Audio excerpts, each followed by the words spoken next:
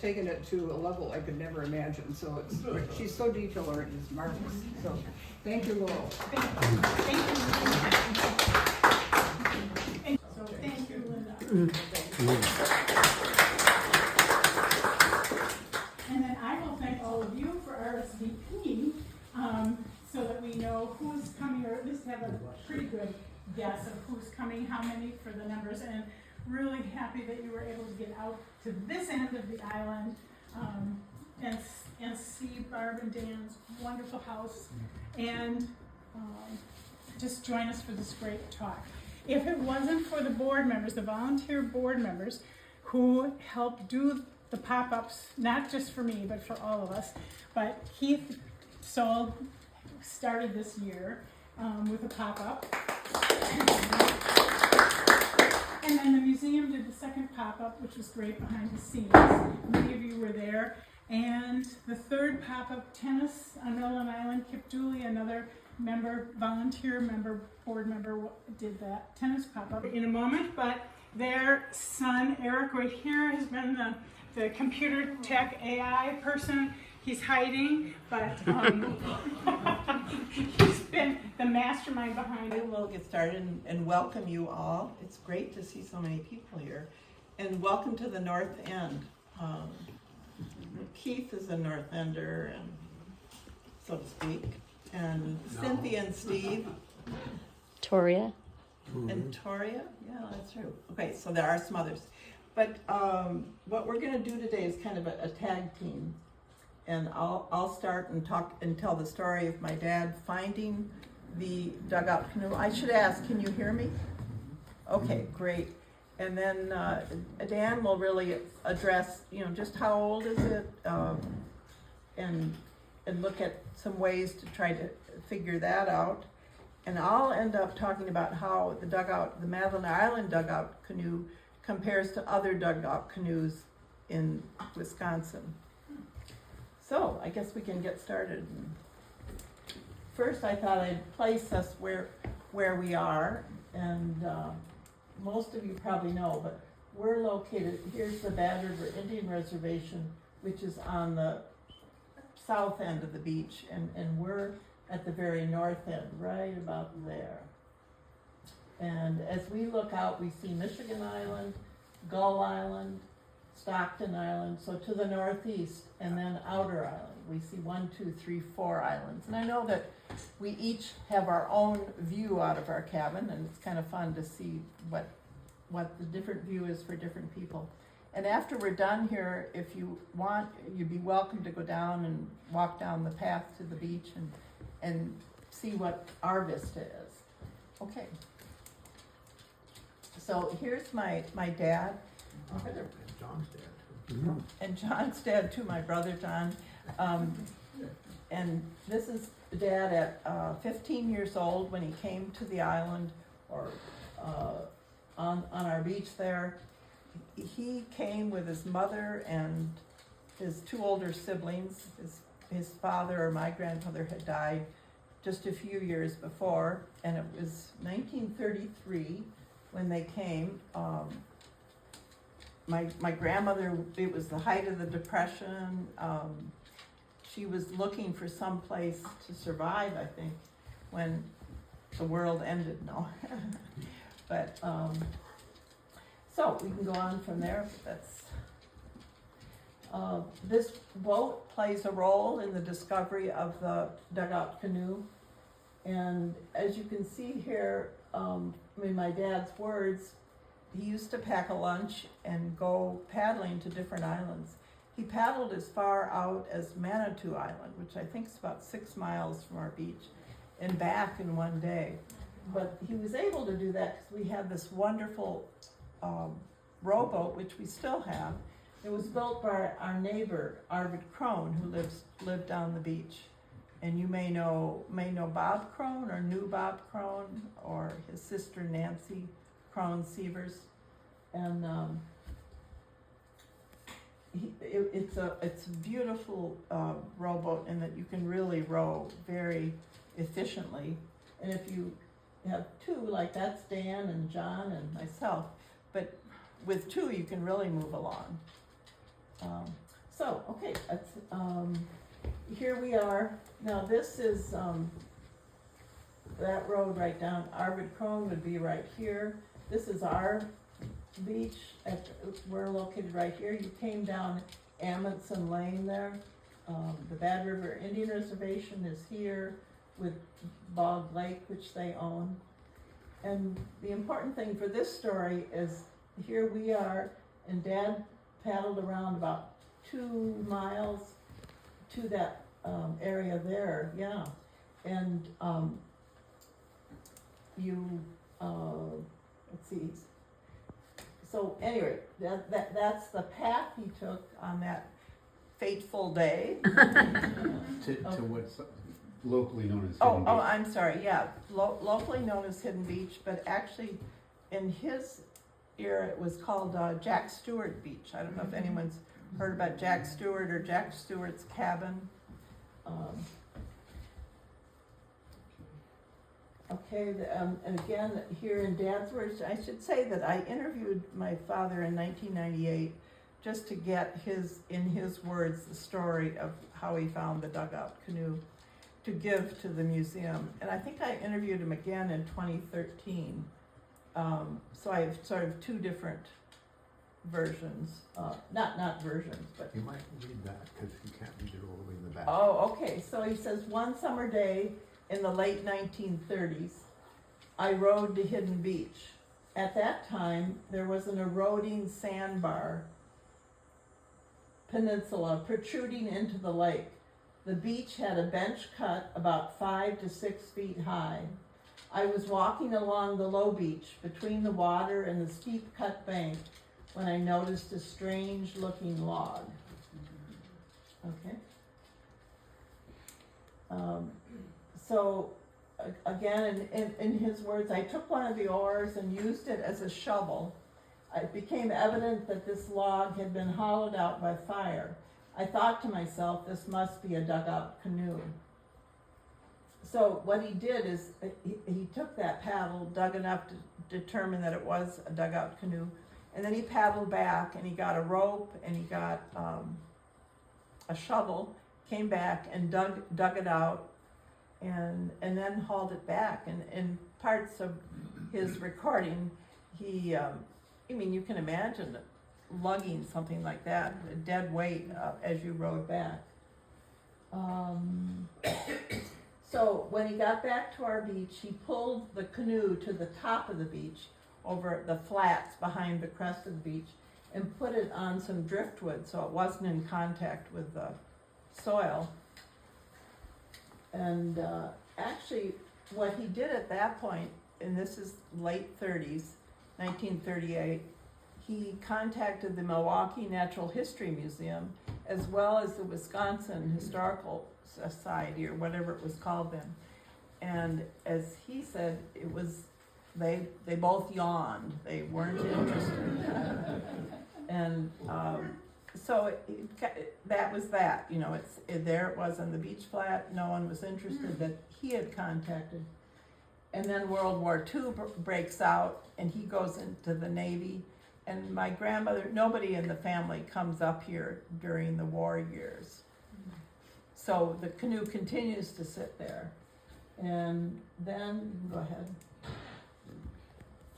Then at sometime in the 50s, Leo Kapser and Al Galazin send a letter out to landowners asking if anyone has objects that would be appropriate to a local museum. And my dad offered up this a canoe, and he remembers them coming out in a pickup truck to pick it up. And this may be familiar to you. We didn't have the greatest shot, but in the old fur trader cabin in the old part of the museum, it's been on the wall there, and probably, as Dad said, was one of the early exhibits, actually. Okay. This is Leo Kapser and Bella Kapser. I just slipped it in there. I don't know how many of you remember them. You do, yeah, with the classic, he always wore his red flannel jacket and yellow tie and white pants and white shirt. Oh wait, Yeah, Mhm. the color doesn't show up here at all, does it? It's a little more, it's definitely more red in the On picture there. on the screen here. Yeah. Okay, and now today you may have seen the dugout canoe in the current exhibit. This isn't a real good view of it, but you're looking at the end, and there was always a hole in the end, and the other end doesn't exist. You know, it was no longer there. But some of this story is written there on the plaque, and it's still up. It's the second year of the exhibit, and I assume most people have seen the exhibit. Mhm. Probably, yeah. You wanna look at the 3D model? Yep. Okay, so one of the things I was gonna say, that this was really fun for Dan and I to put this talk together, because we actually discovered things that I didn't know about. What? Are you doing it? So I discovered in looking that there's actually, someone has gone around in Wisconsin and made 3D scans of the canoe. And As mounted on the wall. yeah, you can see that there's some of the wall on it, but they didn't take it down, I don't think. So if this is the artifact here at the end is the wall.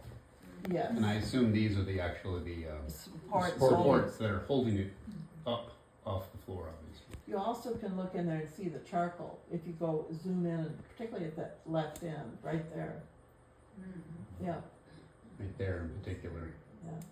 And this is being done as a University of Wisconsin Madison project.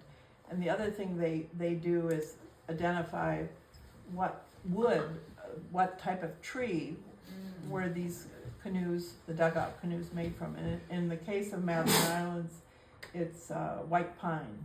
Go back. And the other thing is the fragment measures 3.9 meters, I believe, and 12.8 feet.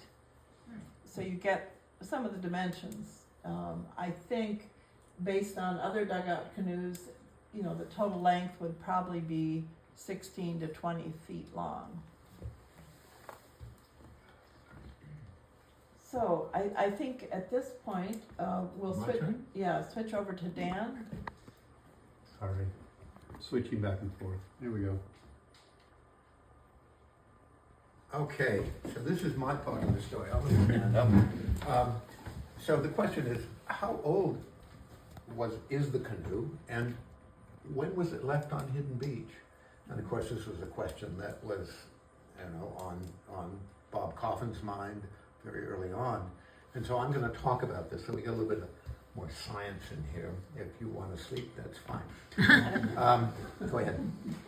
Okay, so lake level history provides some clues because it was found on Hidden Beach, and we know a lot about lake level in Lake Superior and its former levels, and so that tells us something about when that beach could have been there in the form that Bob Coffin saw it, and or when the people who put the canoe there or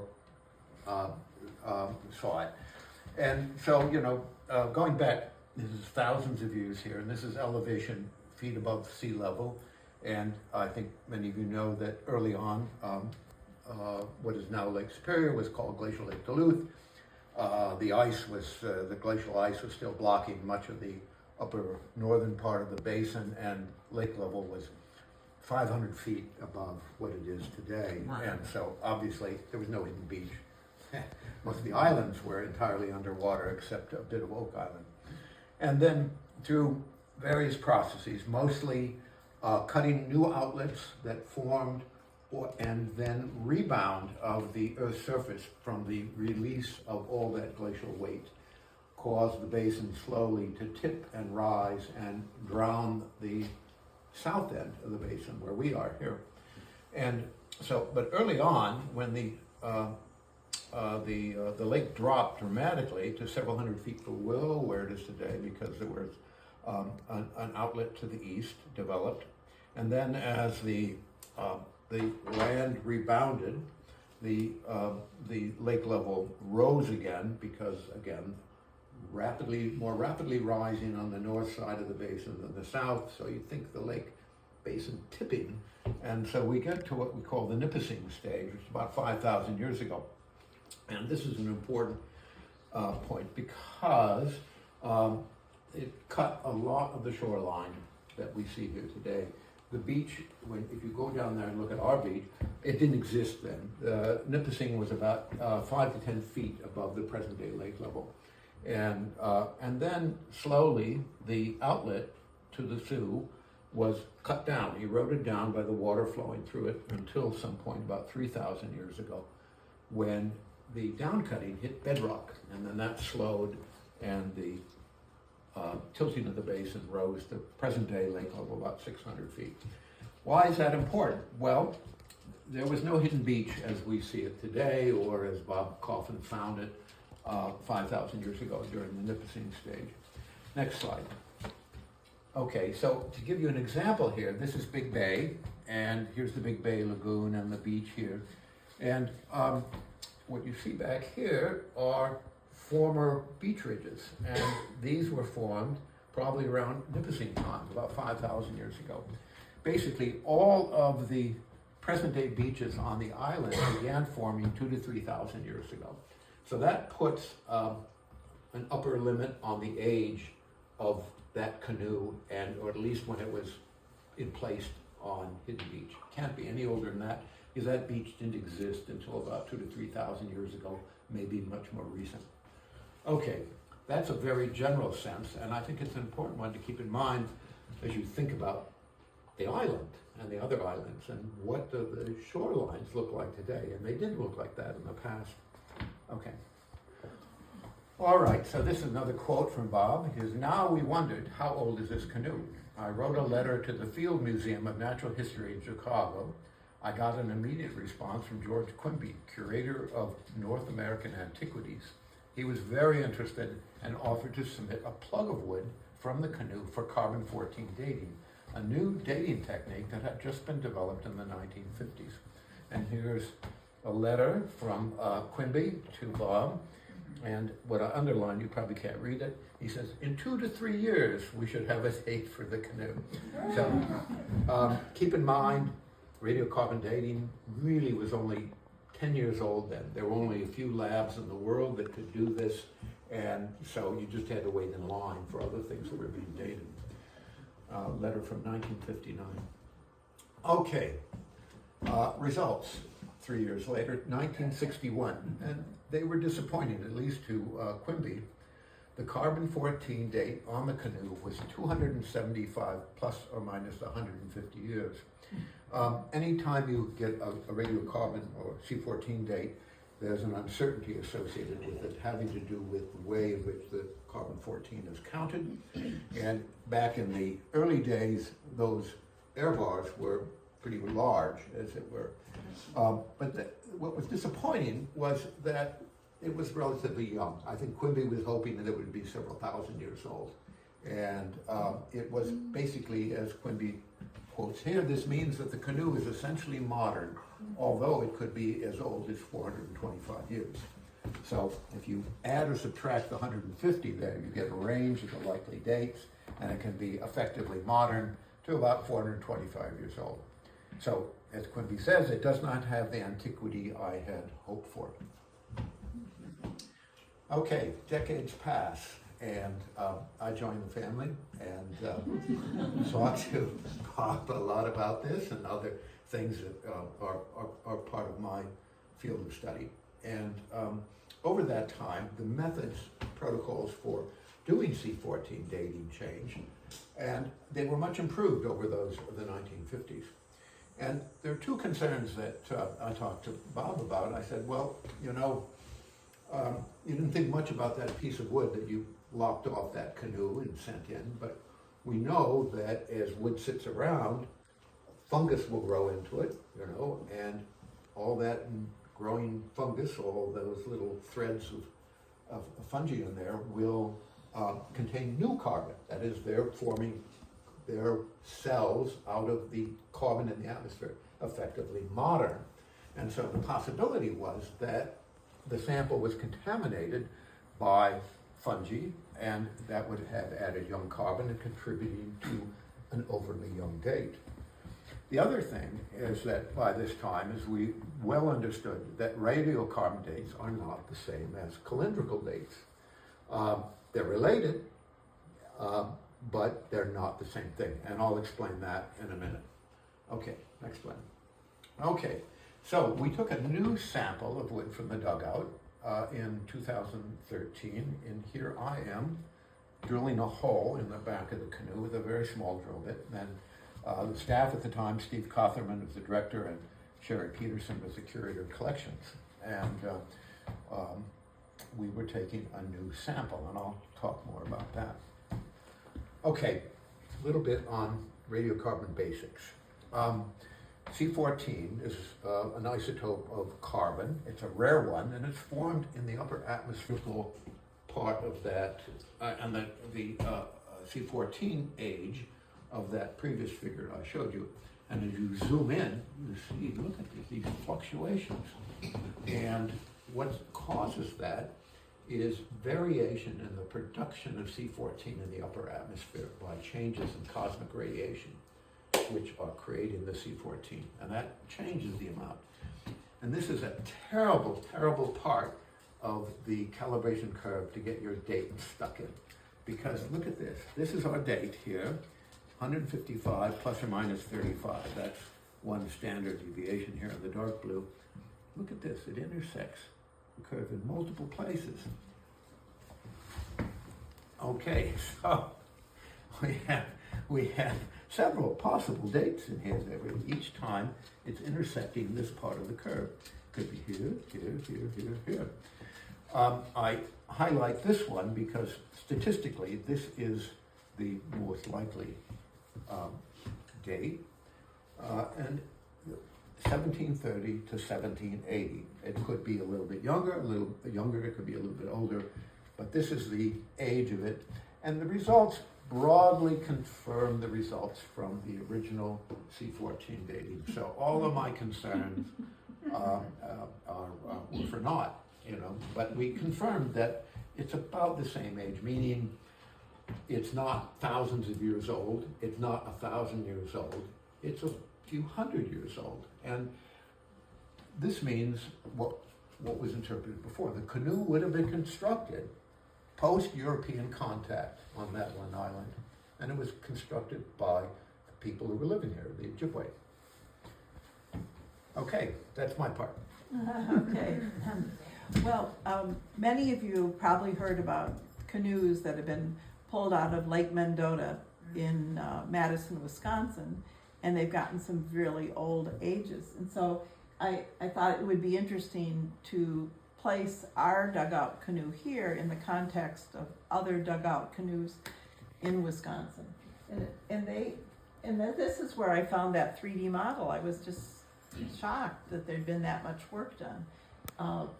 Because I was sort of thinking, geez, I need to let University of Wisconsin know that we have a canoe up here too, but they already knew.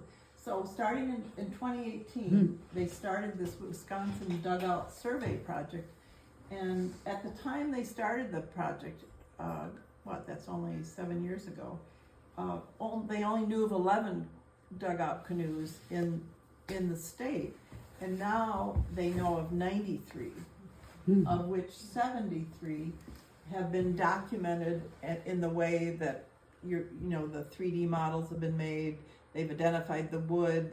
They've identified the age, and a good chunk of them are kind of like the Madeline Island Museum. They're in the modern era, but the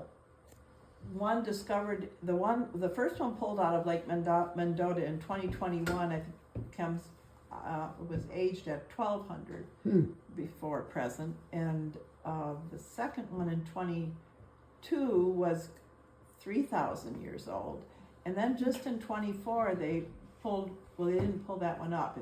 They took a piece from the bottom of the lake, and it's 4,500 years before present.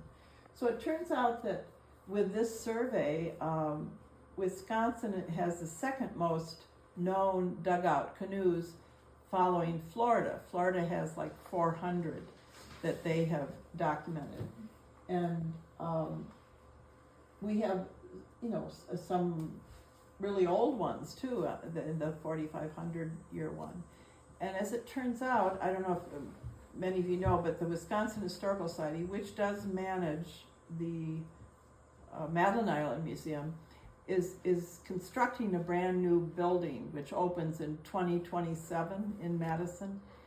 And the canoe from 2021 and 2022 that have been pulled up are being impregnated with polypropylene glycol to preserve it. And then once that takes, I guess, a year or two to do, and then they're going to be sent to Texas A&M to be freeze-dried, and they will be displays in the new museum when it opens in 2027. So that would be an interesting thing to take a look at. This has all been a cooperation of the Ho-Chunk Nation, Wisconsin Historical Society, and the Archaeology Department of the University of Wisconsin. So it's interesting. We are we're in the modern era with most of them, and then there's these outliers where they're finding some really old ones. And I think at this point they're still wondering, geez, are there a lot more? Why were there so many in Lake Mendota? Some are speculating that there was an older shoreline that is now submerged, and potentially canoes were stored there over winter to be kept moist. But I mean, this is all conjecture. So I guess that's the end of our story. Again, in the exhibit, you see this is a better picture of our dugout. And our local Illinois oral stories that talks about going from dugout canoes to birch bark canoe, because I always thought that's what they used more. But is there anything in their storyline that talks about these different canoes? well, I don't know. I don't think dugouts were a common thing at all. I think it was birch bark, but maybe Kevin would have something to say. The two seem to have coexisted for a very long time. I'm sorry, what was Both dugouts and birch bark canoes coexisted for a long time. Within the Anishinaabe tradition, both the dugout canoe has an origin story, which is a part of what we call the Kanan or Atazukana, which are the sacred stories told in winter, and in the birch bark canoe. And so according to the stories, the dugout canoe was the first canoe, but the birch bark canoe then came after that. There's a really great report that was done in Ontario at the Wasauksing Ojibwe community on Perry Island, which is in Georgian Bay, off of Lake Huron. And at Perry Island, this would have been the late 1930s, the report was done, and they interviewed elders who had used dugout canoes in their life on the island. And they said that they had... on which island? On Perry Island. So this is an Ojibwe community in Ontario, and Georgian Bay, large bay off of, this would have been on the eastern end of the bay. I spent a lot of time there. And they had both dugout canoes and birch bark canoes in their community. And what they said about the dugout canoes is they were considered common community property. So there was always one which was located at the narrowest point between the mainland and the island. And whoever arrived there would simply use it. There's also a large lake on that island called 7 Mile Lake, and there was 2 dugouts that were stored there. And elders recalled that the dugouts were sunk every winter, and that there was a mixture of animal fat, including otter grease, and a few others that were applied to them in the spring to keep the wood good. So both of them certainly did exist, and they're just used differently, I think. Move in, I wouldn't think, but Yeah, a dugout canoe is a very tough, indestructible canoe, and they last for a very long time. The disadvantage is the portaging of them, or maneuverability in the water, and certainly for a big lake canoe, I would imagine that a birch bark canoe is much better on the big water than dugouts. and you don't have a lot of historical information about Ojibwe paddling on Lake Superior in dugouts. Now, I could imagine here on the island that a dugout such as the one that was found that we're talking about would have been, you know, on like the lake, inland lake up here, Bog Lake, where there's cranberries, if that had more open water. Certainly something like that, or if we're skirting around the shoreline, certainly would have been used. The dugout ones in the same way as they do. The dugouts that I know of with decoration there's kind of two styles of dugouts that I see. One is the dugout which we're talking about here represents a form of building dugout canoes which extends into the prehistoric period. So this method is primarily using fire. It also leaves the outside of the log. On the side of the log is the natural curvature. It's usually not violated. They don't chop it square. Usually the base is cut square or carved square. And the end of the log is often shaped with fire, and they're roughly shaped. This type of canoe goes way back into the prehistoric period. And it's interesting here with this canoe that it falls within the historic period. Because I would imagine that you know, that knowledge continued.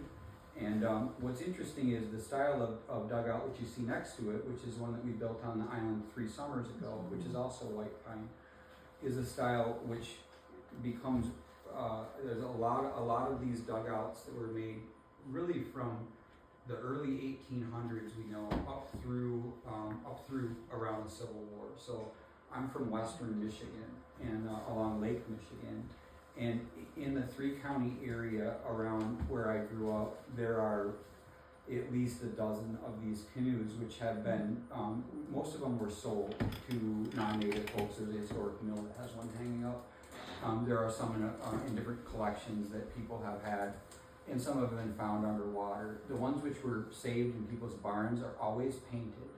And they're always painted, if some of them were repainted, like there's one I know which is silver, which somebody must have painted in the 1950s or something, but the original paint on them is always green or red, and most of them have green at the bottom and red at the top, or red at the bottom and green at the top.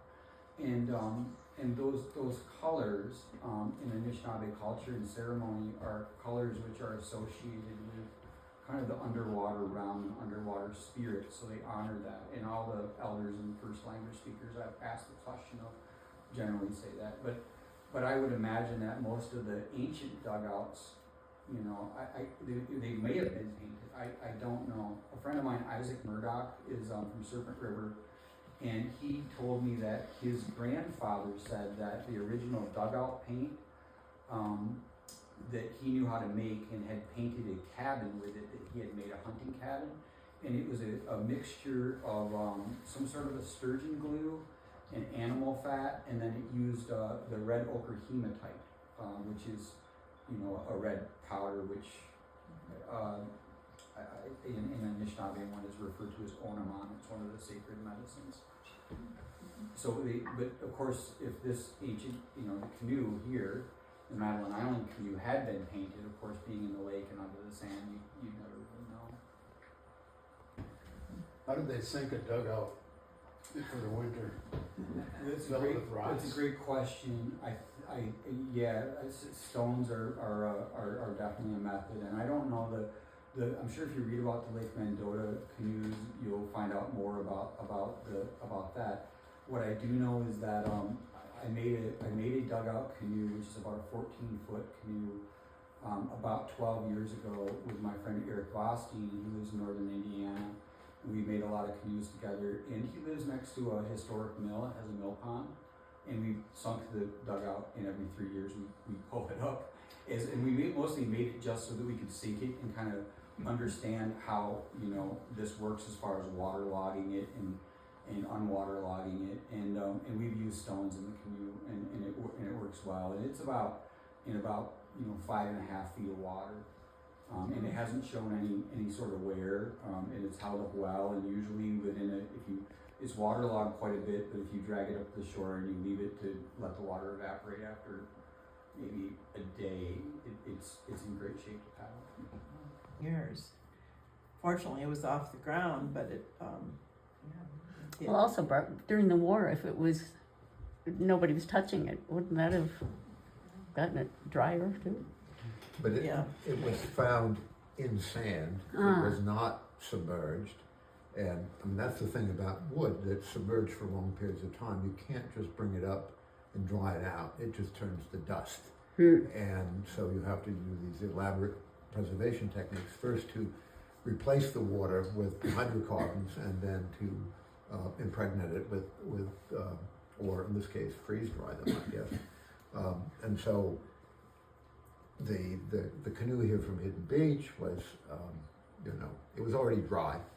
It was very dry, except when Bob put it in the water and dragged it behind the rowboat. So what makes you think that that's a Madeline Island dugout canoe and it didn't wash there from the mainland or? Well, I don't know.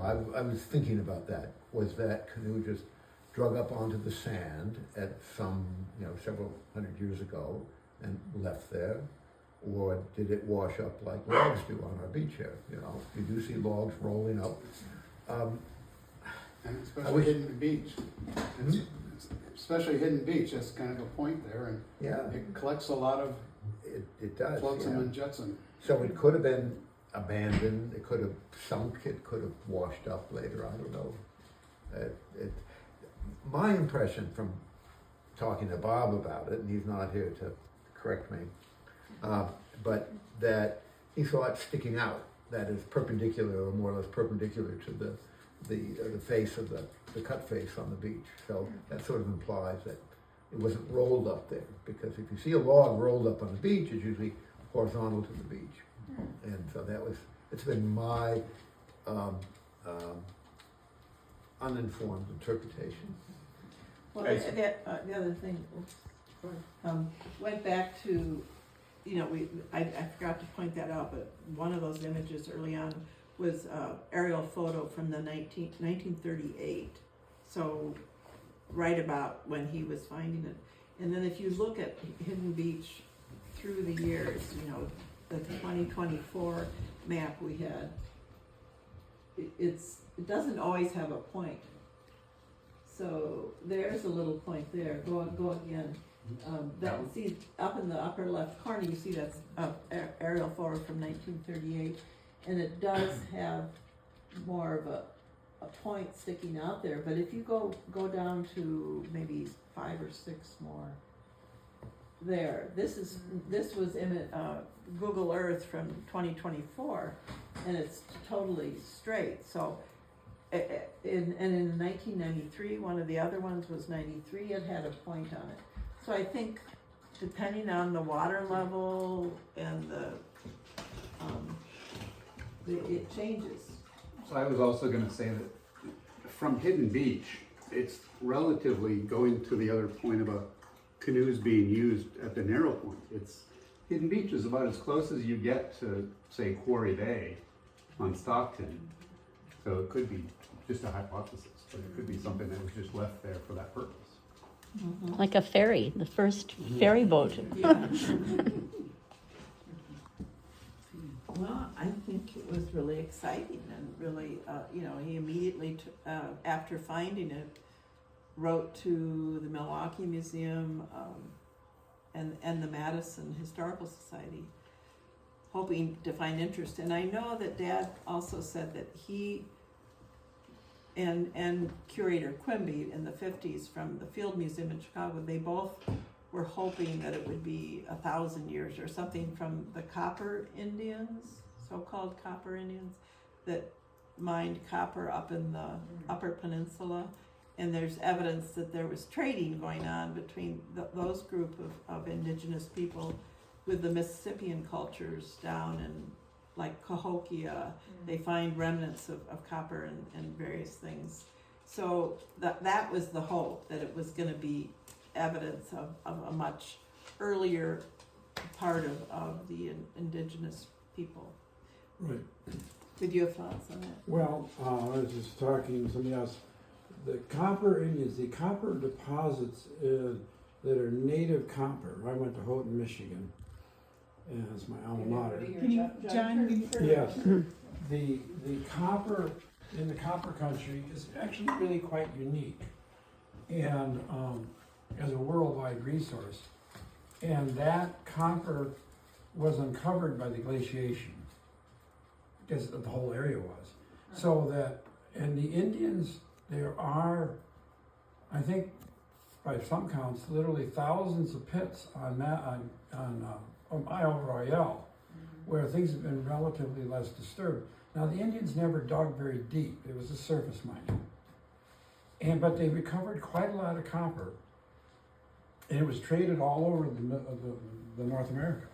And there's considerable evidence for that trading, and so they obviously recovered quite a bit of it, and it got shipped around. So they would have found that it appears quite active on Isle Royale, which is a heck of a paddle. And so somehow they got there, and they went back repetitively, mining copper on the island. And also there's signs of surface mining around Houghton and the Keweenaw, where you could basically walk some, and also a bit on the Canadian coast. So, and that copper was heavily enough used that by 1,000 or so years ago, it was actually the surface deposits were getting depleted, and the Indians were no longer mining it very successfully, and the trade had waned, but there was still copper floating around. And then copper mining took off in 1840 when it was discovered deeper underground, and modern mining techniques took off like a rocket after that. But while they were on Isle Royale exploring and digging deeper in the 1850s, they found, there's been evidence of these pits that have been there for a long time. So there's kind of two periods of mining, 1,000 or so, 2 years ago, that resulted in natives trading all over the place, and that they're not really stopping, but slowing down. And then the modern era, where you dig underground and you find whole new deposits of much more metal. Isn't it terribly heavy? It is. And you're putting it in a canoe? Obviously, you're gonna have to, because deep underground float pieces of coppers have been found as single pieces weighing in excess of 20,000 pounds. And with the technology of the 1850s up to 1900, it presented a horrible problem. The copper was valuable, the miners were there to recover it, and they couldn't get it out of the mine. And in some cases, they resorted to chiseling it apart, hammering two guys and a 2-inch wedge, two guys hammering one guy, and pulling off strips of copper about 2 inches square and as long as a chunk of copper. Very painstaking work. And often they abandoned the copper in the mine and went for smaller chunks they could carry out much more readily. So that's just an interesting sideline. There's a lot of copper still there. But Do you think they transported it by canoes places? I have no clue, except the reports and the good evidence, the Park Service, there's a lot of pits that were dug on the island prehistorically. They got there somehow. Nick Burt's speech, because Leo Crone always referred to Jack Stewart's as the point there at the end of Stockton Road. Oh, really? That's Well, what Leo Crone always. My recollection is different than you. okay. The Jack Stewart's place, we hiked the trail with him, was further down here. So Hidden Beach is Which here. would be Jack what Stewart's you're is- saying. Well, as kids, Dad would take us and we'd hike on Jack Stewart's road, the driveway or whatever that came over and then probably came out in Stockton. I only said that because in the interview he said that. Well, that's But see, interesting. I think his memory might. Well, it That was- might got tangled up. The beach goes right there to Jack Stewart's, the end of the road there, almost. Yeah. There's just a little point there. Right. But it's interesting, I remember hiking with you one time, and one of the last trips we took, we set out and went through the woods, and we followed the road to Jack Stewart's, which is no longer there. And we followed the road, but we did not walk on You it found because, that road, huh? because it was This is in overgrown, and it was a younger forest, and it was much harder hiking, so we'd walk 10 to 20 feet off to the side, and we could use it for guidance. But that was the hardest way to go, was to be But honest. this is I tried probably to find 50 that or road. 60 years ago, Yes, My that's, Aunt Emma talks about driving the cows from the Crone farm over to Jack Stewart's. Oh, wow. right through the woods, so Well, it and- would have been on that road, Right. and I think she said that it was an easy way to go, I mean, it just went cut right through the right island. across. But by the time I remember it, it was badly overgrown and it was tough hiking. Yeah, But see, Jack I never Stewart's, did find it. the Jack Stewart's Road was constructed before there was a North Road, right? Oh, yeah, yeah. Yeah. So there was no way to get around this end of the island No, around it. as I recall, it kind of Yeah. went through across here, more or less Yeah. straight, and wound up in here. Yeah, Yeah, well, that's probably, I never thought that we went to the Hidden Beach area. No, Yeah, with us. he pointed out a small little beach, and actually, the first time we went there, I remember seeing the remains of of a building. There wasn't much. Some bits of wood that were badly rotten and some foundation bits. Do you know when the North Shore Road went in? Here it is positive, we know it's after 38. I know it's not on the 1898 county road plat. No, I'm relatively certain that it went in very shortly before this, because you look at it, it's quite wide, much more so than now. And, and I think that road was put in after the fire in 1910, or 1914, whenever the big fire was. I think it was around 1910. So I'm guessing this road was built somewhere between then and now. I think Here. they used that little beach at Jack Stewart's for logging, Right. and had I think there was actually a sawmill there. That's- 'Cause this is the plat map from 28. Is there a road there? Well, what we think of as North Shore Road is, say, it says proposed Yeah. in 28. Oh, it says proposed, Well, wow. if Yeah, I read it's it correctly, dotted. I'm upside down at the moment, but this section right here, I think that says proposed right there. Am I reading that wrong? Or is that somebody's plat name? I can't even read it. Yeah. Eric is a generation. Little younger guy, see here. Dan, you still have the same email? No, You- it's changed. Oh, yeah, it's proposed. The legend, thank you. It's a dashed line. So in 28, that was not there. What we think of now as Schoolhouse Road is there, turns the corner, goes to about the ravine that leads you down to Hidden Beach, my memory serves. So this section of it from about where the Hidden Beach is to somewhere here, Right around Benjamin Boulevard. yeah, that was not in at that time.